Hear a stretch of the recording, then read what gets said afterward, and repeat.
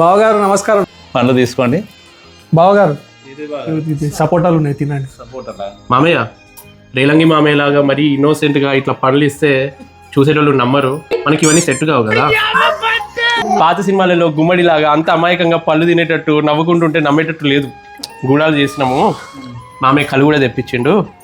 కూర్చోండి. బావగారు అరే నిజంగా తెచ్చిరా? నేను మావాడు ఎప్పుడు వీళ్ళ కోసం అదోటి ఇదోటి చేస్తాను. నేను తర్వాత మాట్లాడుకోవచ్చు, తాగండి. నిజంగానా? నిజంగానే. గ్లాసుల్లో పోసుకొని తాగాం. బావగారు welcome. Okay okay thank you. Green tea కాదు, మత్తు కాదు. సొండెలు ఉన్నాయి చూడండి. అరే సొండెలా?